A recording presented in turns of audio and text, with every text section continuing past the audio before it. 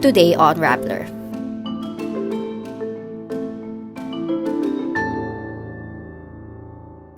A Bulacan private school principal is accused of harassment by a student. Luli Arroyo is appointed Philippine ambassador to Austria. President Marcos commemorates the uncounted dead from Super Typhoon Yolanda.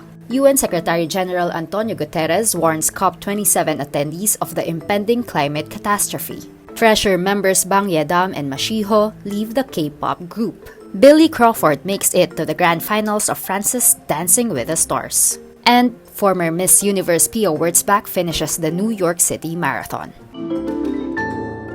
A private school in Santa Maria, Bulacan places its senior high school principal under preventive suspension while it investigates allegations of harassment made by a 16-year-old student. Liceo de San Lorenzo gives the statement a day after a student claimed in a Facebook post that the principal had been messaging the student through an alternate account. In alleged screenshots shared by the student, the principal repeatedly encouraged the student to meet up, even saying he would wait for the student to graduate. Other students and alumni also commented on the post, showing alleged proof of the principal's supposed abuse and harassment, including stories of groping, threats, and meetups in exchange for money. President Ferdinand Marcos Jr. nominates Luli Arroyo, the only daughter of former President Gloria Macapagal Arroyo, as Philippine ambassador to Austria. Arroyo, whose full name is Evangelina Lourdes Arroyo Bernas, will also be the Philippines' envoy to Slovakia, Croatia, and Slovenia. Arroyo was previously the chairperson of the National Museum Board of Trustees. Her mother is a close ally of Marcos and is part of the Uniteam coalition during the May 2022 elections. Marcos also nominates Maria Andrelita Austria as the country's ambassador to Canada, and former Armed Forces of the Philippines Chief Andres Centino as ambassador to India and envoy to Nepal. In a short speech during an event to remember the loss and destruction caused by Super Typhoon Yolanda, President Ferdinand Marcos Jr. says commemorative events are important to quote-unquote remember those who we were told not to remember. And for those thousands, those countless thousands, we come here, we commemorate. Because if we no longer commemorate, their memory dies. And it is only up to us to keep that memory alive. The government, then headed by the late Benigno Aquino III, was criticized for its sluggish count of those killed by the typhoon. The final report from the government puts the death toll at 6,300, a figure that locals have long disputed. Asked if efforts would be made to find out the death toll of Yolanda, the president says it's too late to find out how many actually died.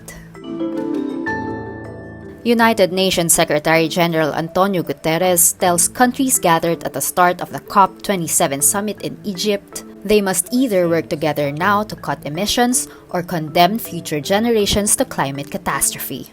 Humanity has a choice: cooperate or perish. We are on a highway to climate hell with our foot still on the accelerator.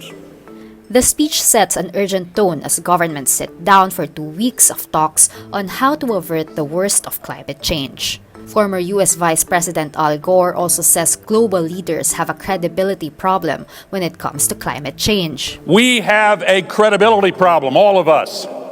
We're talking, and we're starting to act, but we're not doing enough. He criticized developed nations' ongoing pursuit of gas resources in Africa, which he described as fossil fuel colonialism.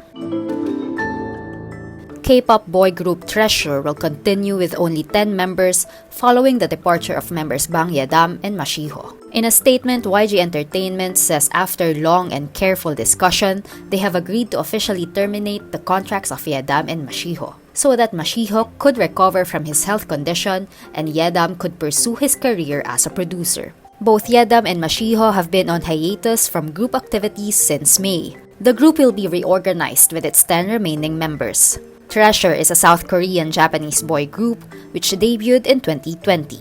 The group last performed in the Philippines in June.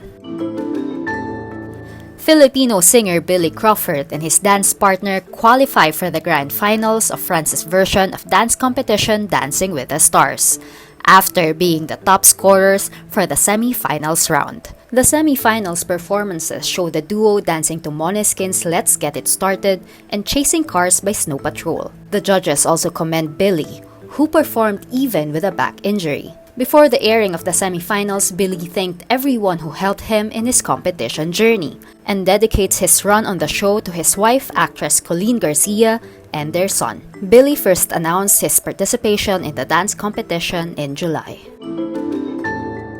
Beauty queen Pia Wurtzbach completes the 2022 New York City Marathon, finishing strong with a time of around 5 hours. Pia shares her achievement on Instagram, calling the NYC Marathon an experience, a life lesson, and the best run of her life. She also reflects on her experience, thanking those who helped her train and cheered for her during the 42-kilometer run. Pia opens up that she considered running as a new challenge in her journey to be healthier and step out of her comfort zone. Fellow celebrities congratulate Pia on her recent milestone. Her fiancé, Jeremy Johnsey, also cheers on Pia's latest achievement. Pia first announced her participation in the marathon in July, saying that she had been training for it since February.